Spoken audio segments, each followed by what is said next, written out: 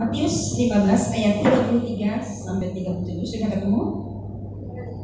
Ya, untuk menghormati firman Tuhan, saya jemput kita semua bangkit berdiri. Firman Tuhan untuk kita hari ini di Jumat Agung 2 April 2021 ini terambil dari Markus 15 ayat 33 sampai dengan 37. Kita baca firman Tuhan ini bersama-sama. 1, 2, ya. Yesus mati. Pada jam 12 kegelapan meliputi seluruh daerah itu. Ya, kita baca ulang. Sudah ketemu? Matius 15. Markus 15. Oh ya, maaf Bapak. Firman Tuhan untuk kita hari ini terambil dari Markus 19. Markus 15. Sekali lagi, Markus 15 ayat 33 sampai 37. 1, 2, ya. Yesus mati. Pada jam 12 kegelapan meliputi seluruh daerah dan berlangsung sampai 3 jam. Dan pada jam 3 berserulah Yesus dengan suara nyaring, Eloi, Eloi, lama sabachthani, yang berarti Allahku, Allahku, mengapa engkau meninggalkan aku? Mendengar itu beberapa orang yang berdiri di situ berkata, lihat, ia memanggil Elia. Maka datanglah seorang dengan bunga karang, mencelupkannya ke dalam anggur asam, lalu mencucukkannya pada sebatang bulu dan memberi Yesus minum serta berkata, baiklah, kita tunggu dan melihat apakah Elia datang untuk menurunkan dia. Lalu berserulah Yesus dengan suara nyaring dan menyerahkan nyawanya. Amin. Berbahagialah orang yang mendengar, merenungkan dan melakukan firman Tuhan. Amin. Firman Tuhan buat kita hari ini sehubungan dengan Jumat Agung tentang kematian Yesus. 2000 tahun yang lalu Yesus mengorbankan dirinya mati di kayu salib untuk menebus kita dari dosa. Yang percaya katakan amin. Saudaraku yang dikasih Tuhan, ada banyak di kalangan umat Tuhan yang tidak tahu mengapa dia menjadi orang Kristen. Tapi baiklah dengan mendengar firman Tuhan ini mengerti mengapa engkau menjadi orang Kristen. Sesungguhnya Kristen tidak menyelamatkan, tapi yang menyelamatkan adalah pengorbanan Yesus. Amin. Jadi kalau hanya sekedar menjadi orang Kristen, jangan berharap engkau diselamatkan, engkau terima jaminan surga. Karena yang diselamatkan adalah orang yang sudah menerima kuasa pengorbanan Yesus mati di kayu salib. Itu dengan apa? Dengan percaya Yesus sebagai Tuhan dan Juru Selamat, menerima Yesus sebagai Tuhan dan Juru Selamat secara pribadi, dan hidup di dalam Kristus. Kalau hanya sekedar teori, mungkin dilayani hamba Tuhan terima Yesus sebagai Tuhan dan Juru Selamat secara pribadi, itu gampang sekali. Amin. Amin. Apalagi kalau dikatakan, kalau engkau terima Yesus sebagai Tuhan dan Juru Selamatmu, kau ambil keputusan dilayani, terima Yesus, dilayani lahir baru, itu persyaratan berkat supaya kau dapat berkat. Bisa saja orang berbondong-bondong menyerahkan diri untuk dilayani, terima Yesus, dilayani lahir baru, karena dia berharap lewat dia terima Yesus, lewat dia lahir baru, dia terima berkat Tuhan. Tapi bukan hanya sekadar di situ. Coba kita masuk kepada firman Tuhan hari ini. Kita melihat bagaimana Yesus pengorbanannya mati bagi kita. Dikatakan di ayat 33, pada jam 12 kegelapan meliputi seluruh daerah itu dan berlangsung sampai jam 3. Jadi setelah Yesus disalibkan terjadi kegelapan. Katanya di sini berlangsung selama 3 jam.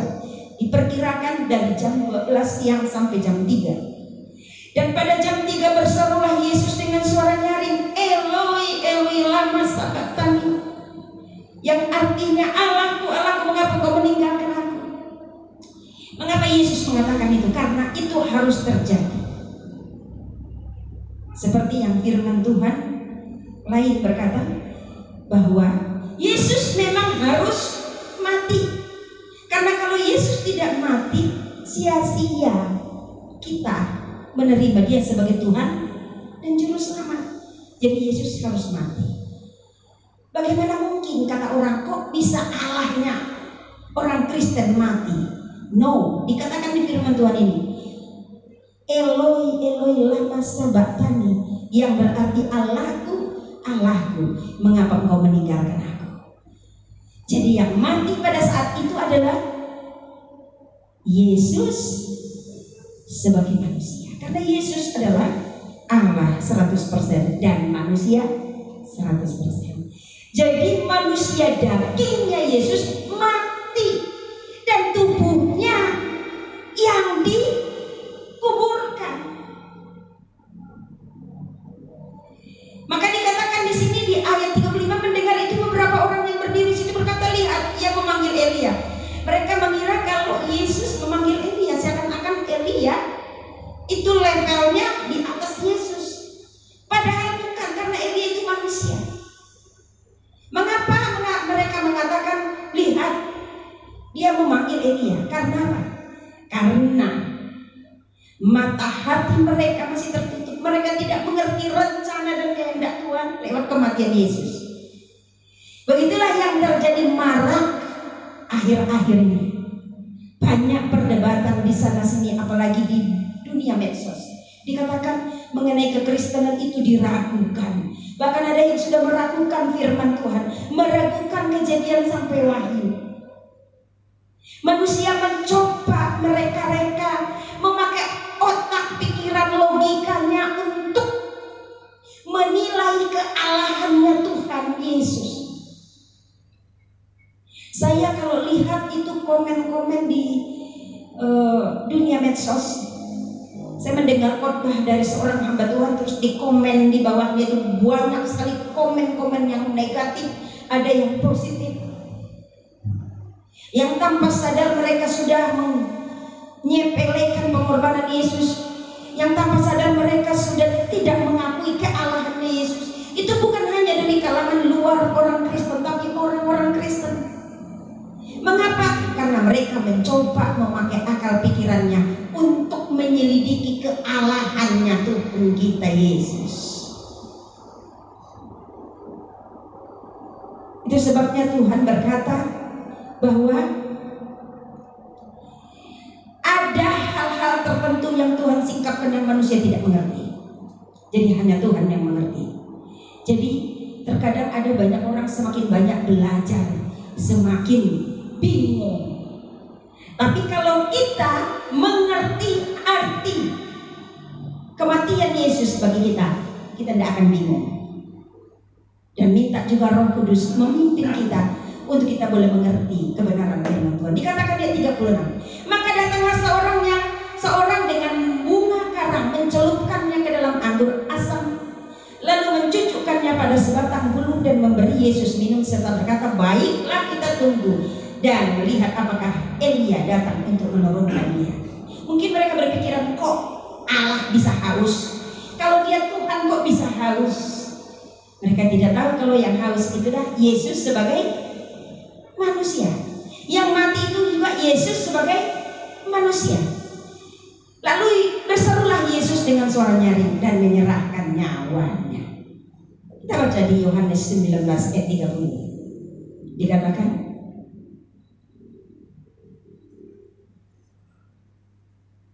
Yohanes 19 ayat 30. Sesudah Yesus meminum anggur asam itu, berkatalah ia, sudah selesai. Lalu ia menundukkan kepalanya dan menyerahkan nyawanya. Ya, Yesus berkata apa?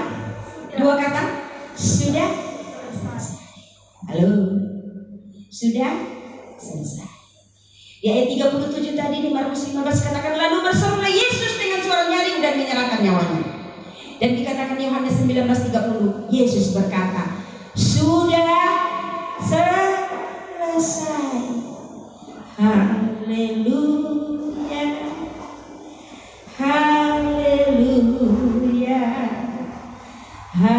haleluya,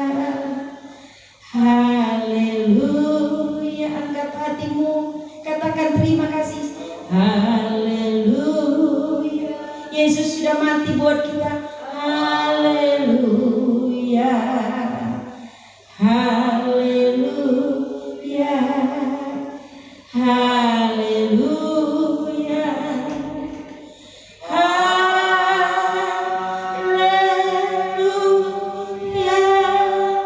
oh haleluya,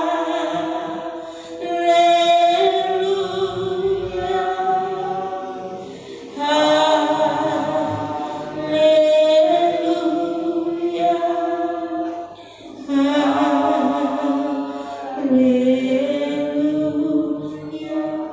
Yesus berkata, sudah selesai.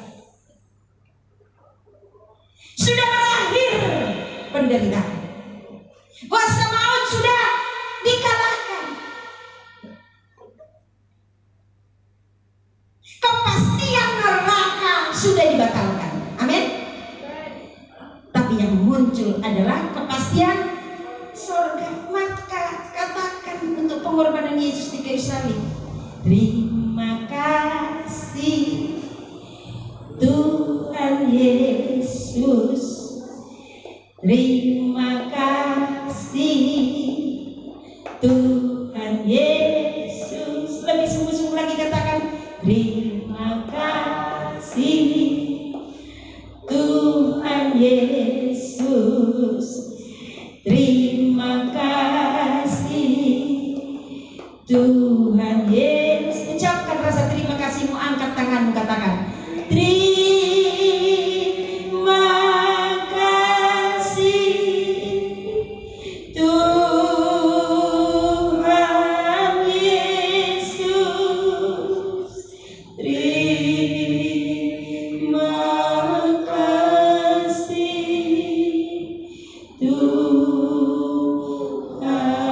Yesus. Katakan lagi, terima kasih, terima kasih Tuhan Yesus, terima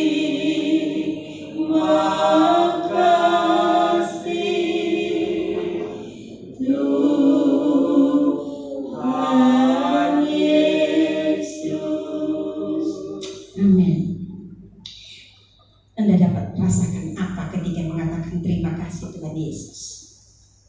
Saya merasakan sesuatu yang luar biasa, jamahan Tuhan, ketika saya katakan terima kasih Tuhan Yesus. Saudaraku yang dikasih Tuhan, di firman Tuhan tadi dikatakan, Yesus berkata, Eloi, Eloi lama sabachthani, yang artinya Allahku, Allahku, mengapa engkau meninggalkan aku? Yesus sedang ada dalam titik tertinggi penderitaan. Dia sudah tidak mampu lagi, maka dia berkata, Eloi, Eloi lama sabachthani. Dan saat itu juga dia menyerahkan nyawanya. Sudah selesai. Bagaimana dengan kita? Adakah engkau merasakan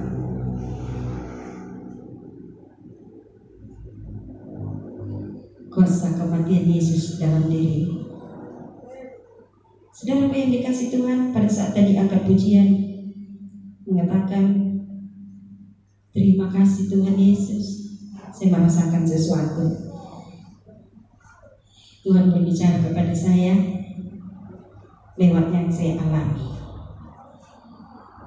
Yang saya alami 2 hari terakhir, Tuhan izinkan saya untuk merasakan suatu keadaan di mana saya amat sangat jengkel.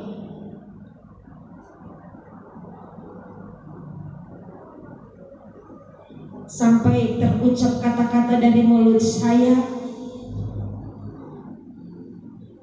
yang seharusnya saya tidak ucapkan, tapi terucap, tapi tidak ada yang dengar, hanya Tuhan Yesus yang dengar.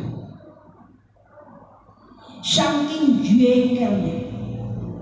Tapi ketika saya tadi mengatakan lagu itu, terima kasih Tuhan Yesus,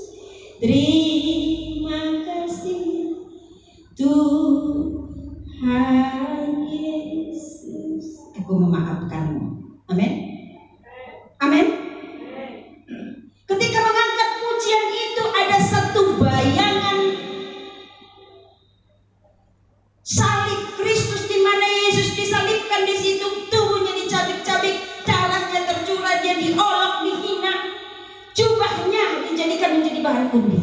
Tapi Yesus tetap berkata apa?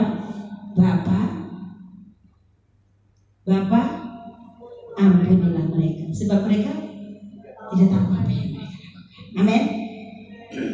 Jadi muncul satu kekuatan baru, satu semangat baru ketika kita mengingat pengorbanan Yesus. Saya tidak tahu di dalam hati kita juga ada hal yang seperti itu atau tidak. Saudaraku yang dikasih Tuhan, saya heran dan terlampau sangat heran melihat umat Tuhan satu tidak menghargai yang namanya ibadah Jumat Agung. Lebih semangat, lebih bergairah umat Tuhan kalau datang dalam perayaan Natal dibanding ibadah Jumat Agung. Padahal klimaks tertinggi dari pengorbanan Yesus menyelamatkan manusia adalah Jumat Agung. Mengapa dikatakan Jumat itu agung, mulia? Karena disitulah Yesus membuat suatu komitmen bahwa dia memang harus mati untuk kita, dan benar-benar dia mati. Masa-masa sebelum pandemi ini pun saya memperhatikan umat Tuhan tidak terlampau menghargai Jumat Agung, apalagi dengan alasan ada pandemi ini. Semakin beralasanlah tidak beribadah. Bagaimana mungkin kita mengatakan kalau kita seorang yang percaya Yesus, namun kita tidak mau mengambil satu tindakan iman untuk mengatakan bahwa aku harus mewujudkan balasan dari kasih Tuhan lewat ibadah yang khusyuk dalam ibadah Jumat Agung. Amin. Setelah Jumat Agung ini kita akan merayakan, memperingati kebangkitan Yesus yang akan kita rayakan nanti di hari Minggu. Tidak mungkin ada kebangkitan kalau tidak ada kematian, benar? Ya. Rasakan dulu kuasa kematian Yesus, baru engkau bisa menerima kuasa kebangkitan. Sekali lagi saya katakan, rasakan dulu kuasa kematian Yesus di dalam dirimu, baru engkau bisa merasakan kuasa kebangkitan. Engkau disakiti sedikit, engkau ditegur sedikit, engkau dinasehati sedikit, engkau berontak. Bagaimana mungkin engkau bisa punya kesempatan untuk merasakan kuasa kematian Yesus, kuasa penderitaan Yesus? Padahal Yesus berkata, ikutlah aku. Ikut aku artinya apa? Teladani aku. Teladan yang Yesus berikan bukan untuk kita happy. Maka dikatakan di firman Tuhan, ikut Yesus. Tidak ada jaminan engkau tidak ada masalah, tetapi ikut Yesus selalu ada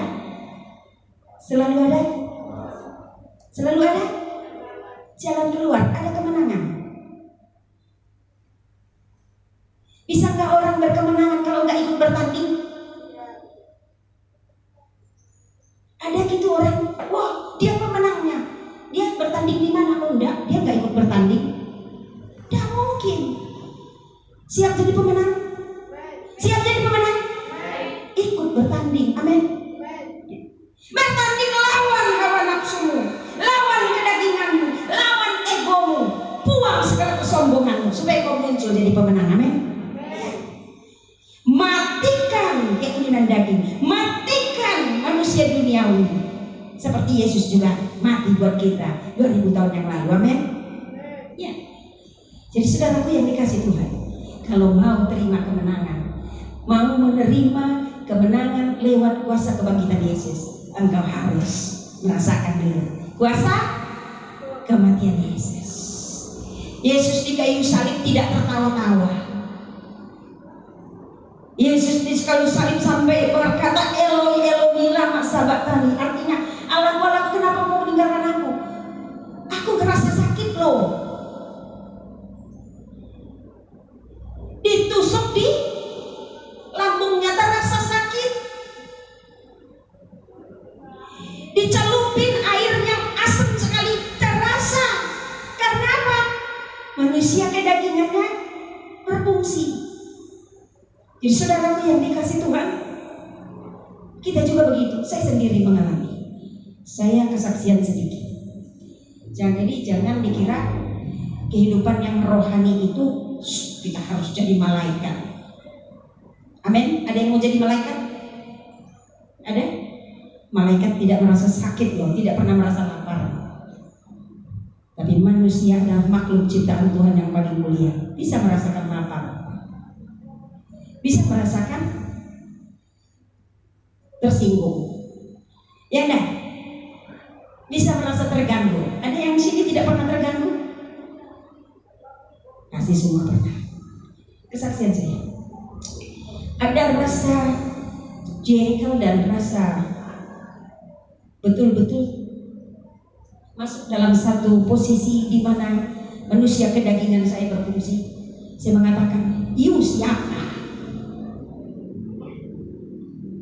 Kalau bahasa Jakarta dikatakan, "Ente siapa?" Dan saya siapa? Sombong banget. Tidak adakah penghormatanmu terhadap saya? Saya hamba Tuhan yo. Di hati saya menuntut seperti itu, tapi seolah-olah saya rohani. Dan supaya tahu Bapak Ibu yang dikasih Tuhan, nah ini iblis dipermalukan. Mana ada, jarang kan orang kesaksian kejelekannya yang disaksikan. Nah ini saya saksikan. Saat tadi mengangkat pujian, saya katakan terima kasih Tuhan Yesus. Saat itu, detik itu, orang tersebut saya maafkan.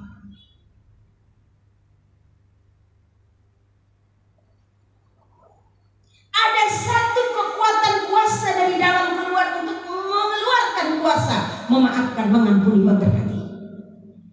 Supaya Bapak Ibu yang dikasih Tuhan tahu, saat datang ke tempat ini saya duduk, saya berdoa, saya angkat hati, Tuhan saya mau pelayanan ini, saya harus lepaskan, memaafkan. Waduh, saya harus lupakan. Walaupun sampai tadi pun orang tersebut belum mau rubah sikapnya, aku harus maafkan dia. Tapi kok masih keingat lagi. Pas angkat pujian tadi pun, wah iya ya, harus memaafkan, keingat lagi. Tapi saat tadi mengangkat pujian tadi, kayak ada satu kekuatan. Jadi ini sekarang sukacita yang luar biasa.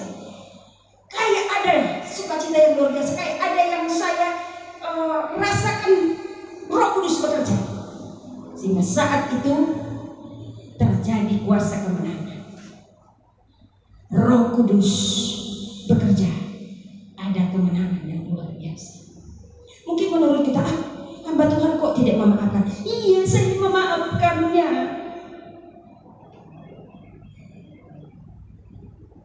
Memaafkan dalam tingkat yang masih menengah. Tingkat tingginya adalah ketika Yesus perlihatkan dirinya, lihat loh aku mati di kayu salib demi kamu. Masakan kamu hanya sedikit saja merasakan penderitaan, bagaimana rasanya tidak dihormati, bagaimana rasanya tidak dihargai. Itu sakitnya cuma biasa. Ayo, kata Roh Kudus, lepaskan roh memaafkan. Jadi pada saat tadi mengangkat pujian, kuasa roh memaafkan, mengampuni, memberkati itu nyata. Amin. Bagaimana dengan kita?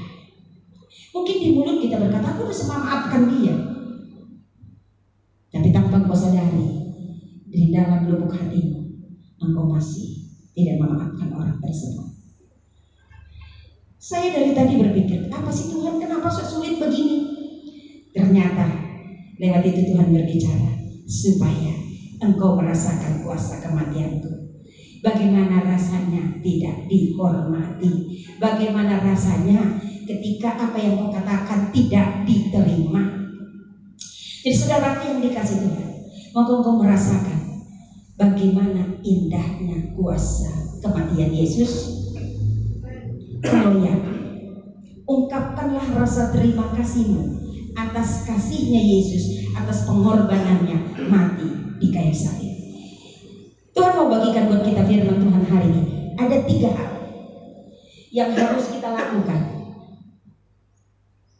untuk mengungkapkan rasa terima kasih kita, rasa ucapan syukur kita atas kematian Yesus 2000 tahun yang lalu untuk menebus kita dari dosa. Kita buka di firman Tuhan di Ibrani 12. Salah seorang bacakan Ibrani 12 ayat 3.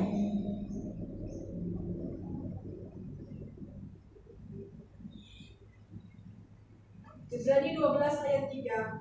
Ingatlah selalu akan Dia yang tekun menanggung bantahan yang sehebat itu terhadap dirinya dari pihak orang-orang berdosa, supaya jangan kamu aku tetap tidak baik. Apa artinya kita tetap tidak baik? Karena dibanding kasih Tuhan, kebaikan kita tidak ada apa-apanya. Amin. Ya. Jadi apa yang harus diingat? Ingat kasihnya Tuhan. Jangan kembali ke masa lalu. Jangan ingat jasa-jasamu. Mengapa banyak orang suka bersungut-sungut? Karena mengingat jasanya, kebaikannya. Aku sudah banyak loh berkorban untuk pelayanan pekerjaan Tuhan. Aku loh yang capek dalam pelayanan. Aku loh yang capek mengerjakan pekerjaan di rumah. Aku loh yang capek cari uang. Aku loh yang capek ngurus anak. Aku loh yang capek urus orang tua. Akhirnya apa yang terjadi? Bersungut-sungut mengeluh. Ingat saja kasih Tuhan. Amin. Pasti kau tidak akan bersungut-sungut. Jangan ingat kesalahan orang lain. Karena apa? Yohanes 19:30 tadi berkata, sudah selesai. Yang bagi Tuhan sudah selesai. Sekarang yang baru, gaya hidup yang rohani yang baru. Gaya hidup rohani yang baru adalah yang selalu ingat kasih Tuhan. Amin. Jangan ingat kesalahan orang lain. Dikatakan Lukas 23 ayat 34, salah seorang bacakan. Lukas 23 ayat 34 dikatakan,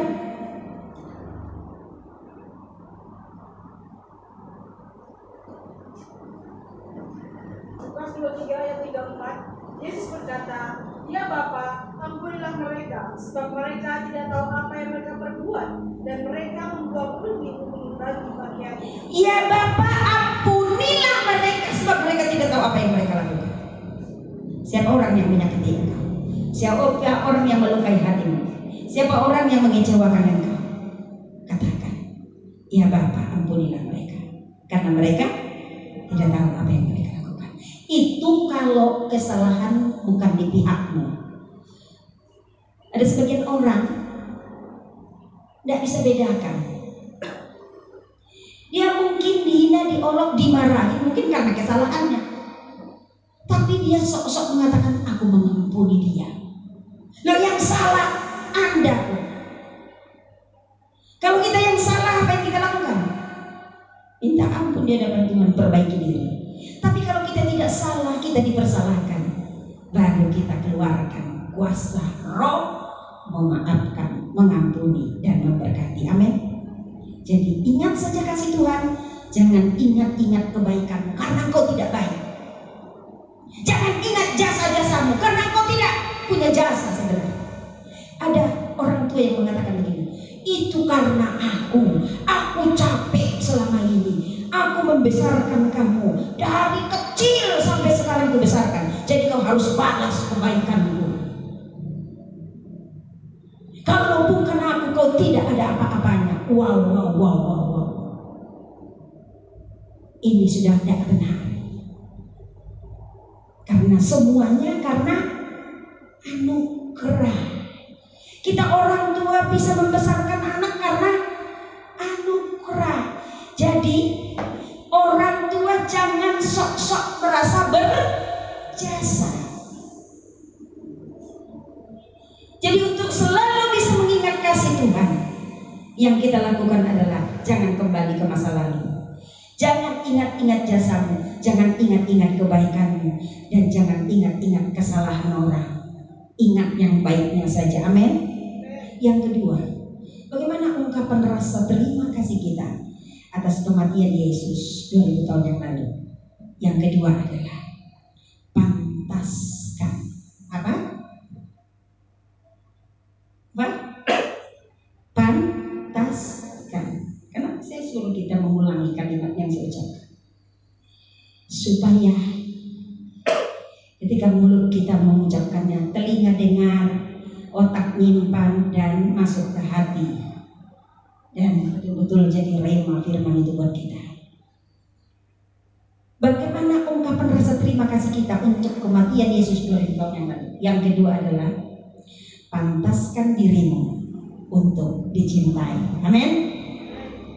Pantaskan dirimu untuk dicintai.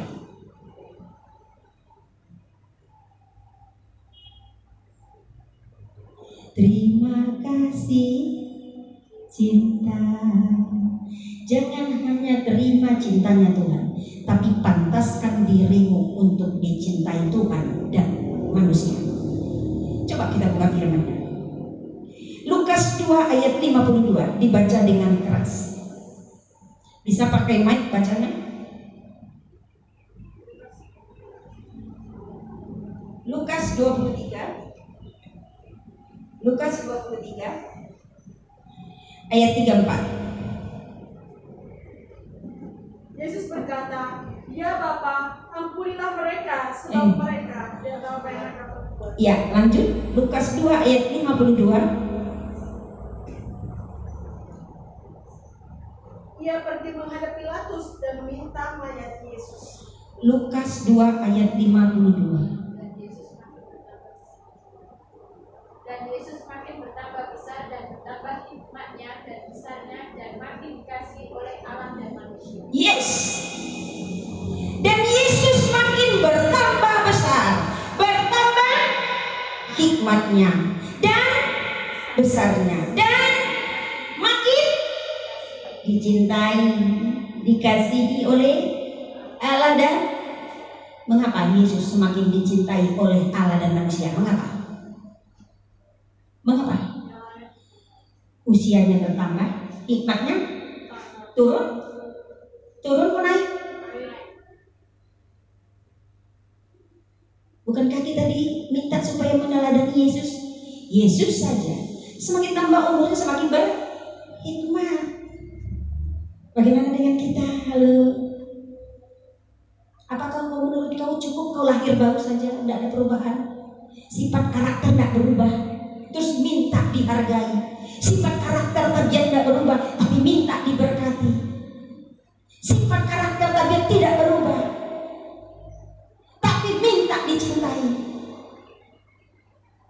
Jadi poin firman Tuhan yang kedua adalah pantaskan dirimu untuk dicintai. Sifat karakter tabiat harus semakin hari semakin berubah lebih baik sampai menyerupai Kristus. Tidak persis seperti Kristus, tapi menyerupai Kristus. Ada banyak orang bilang gini, wah Yesus kan Tuhan, mana mungkin kita bisa seperti Yesus? Saudaraku yang dikasih Tuhan, umat Tuhan yang ada di sini juga yang ada di rumah, supaya mengerti apa pengertian dari menyerupai Kristus. Arti menyerupai Kristus itu ada tadi di Lukas 2 ayat 52. Artinya adalah semakin hari semakin berubah. Berubahnya cuma 0,0001%. No problem. Yang penting berubah. Amin. Amin. Coba sekarang angkat hatimu, evaluasi diri.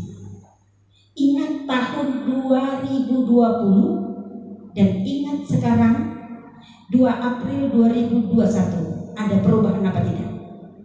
Sifatmu berubah enggak? Sifatmu yang dulu bersungut-sungut masih bersungut-sungut enggak?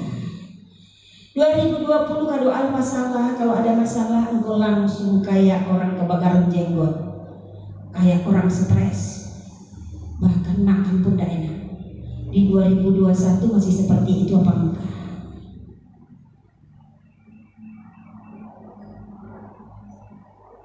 Karaktermu yang keras kepala, sulit diatur, merasa diri pintar, hebat, dinasehati tidak mau nurut di tahun 2020. Apa itu karakter seperti itu masih kau bawa menyeberang ke tahun 2021? Coba ingat-ingat, ayo evaluasi diri. Masih seperti itu dah. Tabiatmu, kebiasaanmu bangun siang di tahun 2020 masih seperti itu enggak di 2021?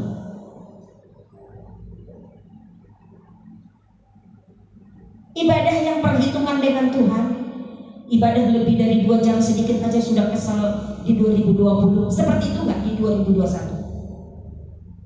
Kalau ya, berarti engkau belum pantas dicintai. Mau pantas dicintai Tuhan? Pantas dicintai sesama? Berubah sifat, karakter, dan tabiat. Tidak masalah orang lain tidak berubah, tapi katakan pada dirimu, aku harus berubah. Amin. Coba katakan. Tidak masalah orang lain tidak berubah, yang penting aku berubah. 1, 2, ya. Tidak masalah orang lain tidak berubah, yang penting aku berubah. Amin. Diberkatilah yang mengatakan itu. Amin. Tuhan Yesus kasih kemampuan untuk kau berubah lebih baik lagi. Amin. Ada banyak orang menuntut orang lain berubah, dia sendiri tidak berubah. Bagaimana bisa engkau dicintai? Firman Tuhan itu harus relevan dalam kehidupan kita sehari-hari, harus diaplikasikan. Mungkinkah seperti lagunya Rituara? Gak tahu Rituara atau siapa yang menyanyi? Oh, si Andre. Mungkinkah? Ayo, luar biasa ya.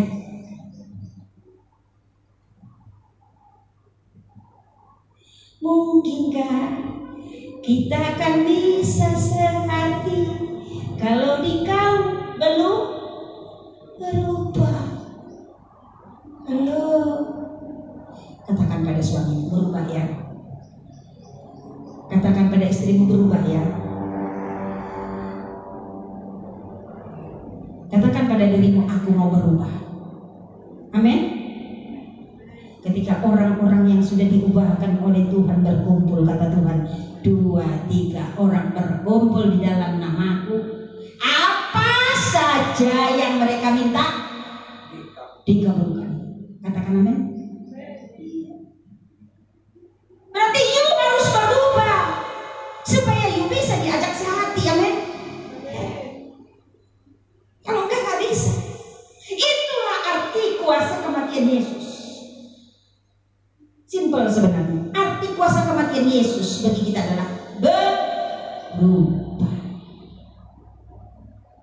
Lalu muncul nanti lagu berkata, cintailah diriku untuk selamanya. Kenapa? Aku sudah berubah. Maka Tuhan berkata, ku cintai dirimu untuk selamanya. Tuhan berkata begitu. Manusia juga akan berkata kepada kita, ku cintai dirimu untuk selamanya. Mengapa dicintai? Karena dirimu sudah kau pantaskan untuk dicintai. Jadi poin kedua, memaknai ungkapan rasa terima kasih kita atas kematian Yesus menebus kita dari dosa adalah pantaskan dirimu untuk dicintai. Bagaimana caranya untuk dipantaskan, memantaskan diri dicintai? Cara yang pertama adalah berjuang supaya sifat karakter tabiatmu yang tidak memuliakan nama Tuhan harus berubah. Mengapa? Sebab sifat karakter tabiat yang tidak berubah itu menghalangi berkat Tuhan. Mau diberkati? Saya kasih satu ilustrasi. Saya mau kasih uang sama pengemis. Saya mau kasih dia uang. Pakai bahasa orang Jakarta. Namun si pengemis itu nyolot banget. Kira-kira jadi kasih uang apa enggak? Terhalang tidak dia dapat uang? Terhalang.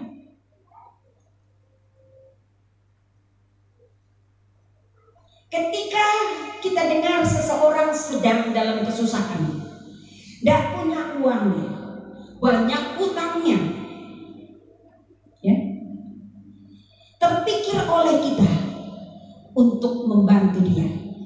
Walaupun uangku hanya ini, aku mau bantu dia. Tapi ketika ketemu orang itu, mulai ngobrol. Ketika ngobrol, yang diceritakan semuanya 1001. Apa itu 1001? 1000 ceritanya cuma satu yang benar. Semua yang diceritain kebohongan, kesombongan semua. Akhirnya jadi enggak? Tadi bawa uang dari rumah 500.000, mau kasih dia jadi apa enggak? Kenapa? Kenapa? Kita tahu dia dalam kesulitan. Kita dengar dari orang lain mungkin, atau pernah kita dengar ceritanya dia. Besoknya kita pikir gini, besok aku ketemu dia, aku mau bantu dia. Tapi ketika ketemu dengan dia, dia cerita, dulu aku punya mobilnya itu, mobil saya adalah Jaguar. Perusahaan saya cukup besar, saya adalah direktur. Saya itu pas cerita tentang baju, dia bilang apa? Wah, kalau saya mah kayak baju kamu ini aku tidak mau pakai katanya. Bajuku itu semua branded. Kaget toh? Kaget apa enggak? Kagetnya di mana? Kita akan berkata, wow, ternyata baju saya buat dia tidak ada harga. Bajunya dia bermerek semua. Masakan aku mau kasih dia uang? Akhirnya apa yang terjadi? Batal untuk kasih dia uang. Ini berhubungan tentang apa semua? Semua tentang apa? Sifat karakternya tidak baik, tidak benar. Terhalang tidak dia terima bantuan. Terhalang. Itu makanya firman Tuhan berkata, kalau tidak berubah, berkatmu terhalang. Jadi mau nggak mau supaya berkat kita tidak terhalang, berubah. Coba kalau dengan rendah hati kita, ya berkat Tuhan datang. Jadi karena sifatmu, caramu menanggapi, itu juga menghalangi berkat Tuhan. Contohnya, ketika ngobrol dengan seseorang, kita ngobrol dengan dia baik-baik, dia menanggapi apa yang kita katakan itu dengan pemikiran yang negatif. Padahal dia tidak tahu sebelumnya ketika kita ngobrol dengan dia, kita mau memuji dia. Tapi karena dia menanggapi pembicaraan dengan negatif, akhirnya apa? Dia bukan dipuji, tapi malah dimarahi. Tadinya mau terima pujian, akhirnya menerima amarah. Terhalang tidak terima berkat pujian. Terhalang. Jadi berarti apa? Sifat karakter tabiat yang buruk harus berubah. Satu kata untuk itu apa? Bertobat. Amin. Amin. Mau engkau dicintai? Ubah sifat karaktermu yang buruk. Bertobat. Yang kedua, supaya kau pantas dicintai adalah tunjukkan bukti, jangan teori. Amin. Amin. Saya kesaksian sedikit. Saya mengurus mama terkasih saya,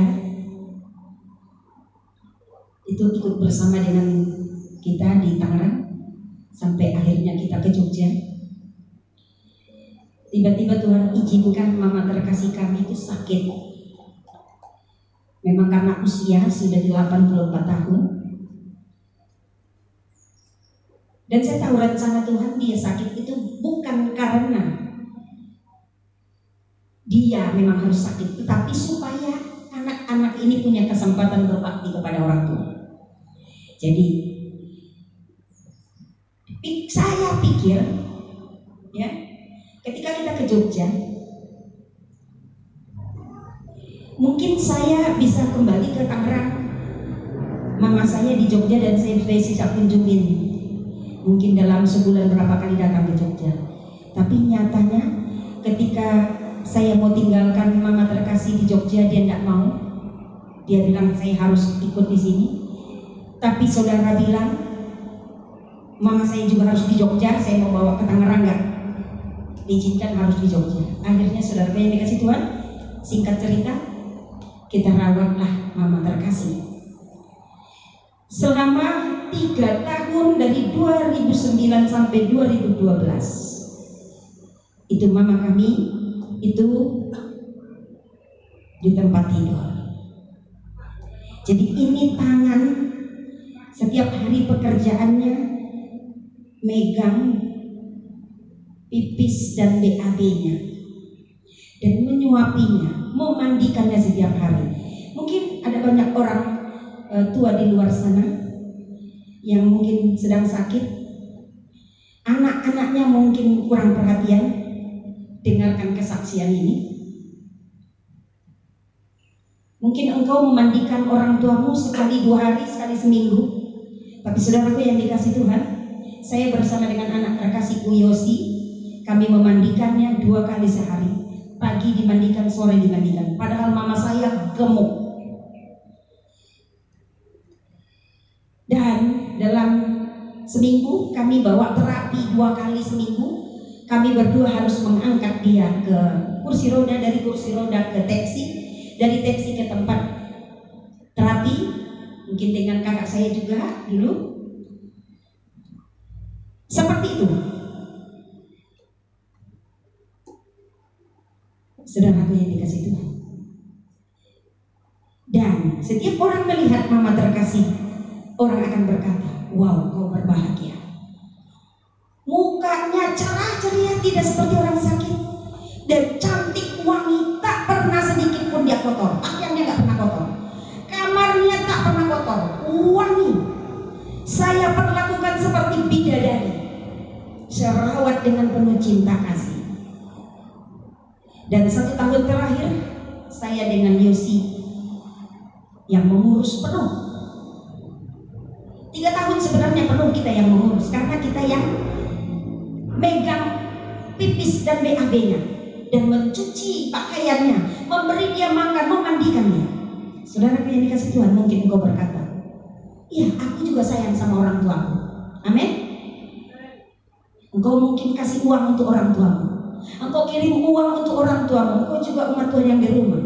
Tapi ketahuilah, uang tidak sama dengan kehadiran. Ada banyak orang mungkin bisa kasih uang, beli makanan, beli susu untuk orang tuanya, tapi bisa enggak engkau pegang pipisnya, pegang BAB-nya setiap hari? Bisa tidak? Itu yang kita lakukan sampai mama terkasih Tuhan panggil di tanggal 12 Juli Selasa jam 2 pagi 12 Juli 2012. Yang sebulan terakhir dia sudah tidak bisa ngomong cuma gitu. Tapi malam itu dia bisa bicara. Saya di sampingnya tidur, dia bangunkan saya begini, bangun. Saya bilang, ada apa Mam? Saya sebenarnya selama 3 tahun itu tidak tidur paling kayak kelep 1-2 menit, 3 menit terbangun lagi. Seperti itu aja tidurnya. Tidak pernah tidur sampai 1-2 jam lelap, enggak. Ada apa Mas? Saya bilang ketika dibangunkan. Dia berkata, baik-baik ya. Apa Mas? Ayo tidur lagi. Ini masih jam 2. Karena jam ada di depan kita di di tembok jadi saya bisa tahu. Dia bilang apa? Aku pergi ya. Hah, saya kaget. Oh enggak, jangan dulu. Terus dia bilang, itu apa? Itu katanya apa? Itu ditunjuk. Apa? Terus saya bilang kayak Yosi, adik, puji Tuhan Opung bisa ngomong. Kan manggilnya Opung. Tapi dia belum bangun. Terus mama saya bilang, itu Yesus. Ketika dia katakan Yesus, saya di hati begini, tek. Wah, ini udah mau pergi. Langsung saya katakan ke dia, Mama, ya kalau Yesus sudah datang, sambut dia. Baru saya katakan ke Yosi, bangun, Opung. Terus dia bangun, kenapa Ma? Opung dia udah mulai narik. Kan kalau menarik napas terakhir itu badan kayak gemeter badannya. Terus saya langsung doa penyerahan. 3 kali tarik napas, langsung sampai di rumah Bapak. Amin. Apa yang mau saya saksikan di sini, saudara yang dikasih Tuhan? Saya mengurus mama saya tanpa sungut-sungut, tanpa mengeluh. Dan Matius 28 ayat 7 dikatakan, dan segera pergi dan katakan kepada murid-muridnya bahwa ia telah bangkit dari antara orang mati. Ia mendahului kamu ke Galilea, di sana kamu akan melihat dia. Sungguhnya aku telah mengatakannya kepadamu. Bagikan kabar baik, kabar keselamatan, kabar kemenangan kepada orang lain. Amin. Amin. Mau memaknai kuasa kematian Yesus? Jangan menjadi orang egois. Bagikan kabar kesukaan, kabar kemenangan, kabar kematian dan kebangkitan Yesus kepada orang lain, supaya banyak jiwa dimenangkan bagi Kristus. Amin. Ya. Caranya gimana dalam kehidupan yang real? Katakan Yesus mati dan Yesus sudah bangkit itu tidak cukup, tapi katakan itu lewat sikapmu, perkataanmu, tindakanmu. Katakan itu. Amin. Amin. Kematian Yesus, plus nanti hari Minggu kita rayakan kebangkitannya. Itu adalah kemenangan. Bagikan kepada orang lain. Caranya bagaimana? Aku bukan penginjil, aku bukan pendeta, aku nggak tahu ayat-ayat firman. Gimana aku mau khotbahi orang? Nggak perlu. Cukup dengan sikap, perkataan dan tindakanmu sehari-hari. Amin. Engkau jadi berkat, bukan jadi batu sandungan. Amin. Jadi maukah engkau terima berkat Paskah? Rasakan dulu kuasa kematian Yesus. Karena Paskah itu kebangkitan. Mau terima kuasa kematian Yesus? Mau terima kuasa kebangkitan Yesus? Ingat saja kasih Tuhan. Amin.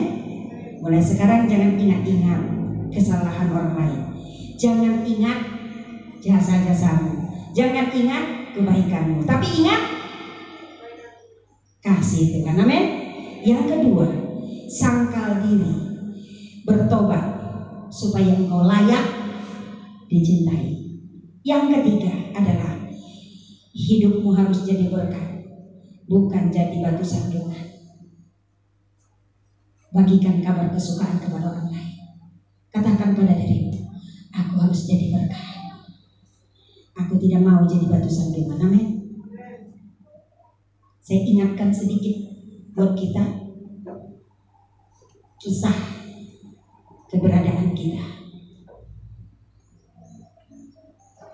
Kita adalah berasal dari Israel rohani. Amin. Amin. Israel artinya apa? Pak Herman? Israel artinya apa? Iya, anak pilihan, anak kekasih. Anak pilihan, anak kekasih Tuhan. Israel yang secara jasmani diapain? Dibuang. Yang asli saja dibuang. Kita ini apa? Kita ini apa? Adopsi. Kita adalah anak adopsinya Tuhan, yaitu Israel rohani. Jangan sombong, bertobat.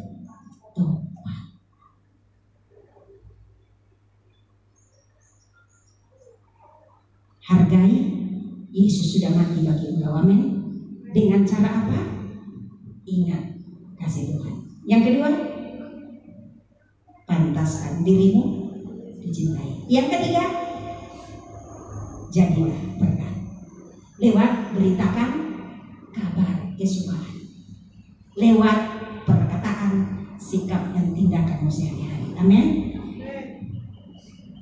Yang paling menyolok di sini adalah pantaskan dirimu di. Coba lihat suamimu, pantas nggak dia dicintai? Kalau nggak, senggol. Lihat istrimu, pantas nggak dicintai? Lihat anakmu, pantas nggak dicintai? Lihat orang tuamu, pantas nggak dicintai? Lihat saya, pantas nggak saya dicintai? Apa saya terlampau cerewet jadi tidak pantas dicintai? Halo? Iya. Para orang tua, pantaskan dirimu dicintai anak. Amin. Jangan menuntut anak saja, tapi engkau pantaskan dirimu dicintai. Saudara yang dikasih Tuhan, sedikit lagi saya kesaksian. Banyak kesaksian hari ini dari saya. Saya yang dulu di masa yang dulu lama adalah seorang yang jaim. Apa itu jaim? Jaga image. Duduk manis, ngomong seadanya. Kalau setiap orang terhormat yang datang, saya mau ngomong. Kalau di bawah level saya tidak mau ngomong. Saya diam aja. Kalau dibilang ibu, gitu aja. Seadanya aja. Sebenarnya nggak ada yang salah dari sini. Tapi ketika Tuhan berbicara, Tuhan ubahkan saya. Seperti Paulus. Paulus berkata apa? Ketika berada dengan orang Yahudi, dia jadi seperti orang Yahudi. Ada bersama orang Yunani, jadi seperti orang Yunani. Mulailah dipakai Tuhan saya luar biasa, sampai pelayanan sama orang jalanan, orang-orang yang miskin, orang-orang yang gak karuan. Dan bertemu dengan orang yang hebat juga, mau di orang kaya, pejabat sekalipun, saya tidak takut, saya bisa beradaptasi dengan mereka semua. Ya saudaraku yang dikasih Tuhan, jadi saya ada untuk semua orang. Amin. Jaimnya hilang, sehingga saya begitu membaur. Begitu juga dengan anak. Saya menempatkan diri bukan hanya sebagai orang tua, tetapi jadi sahabat. Dari dulu didikan mama saya, kita tidak terbiasa yang namanya pergi nonton ke mana itu gedung yang ada layar besar, ke bioskop ya, tak pernah. Tapi demi anak saya lakukan itu. Kita nontonnya filmnya memang film rohani ataupun film yang menambah wawasan.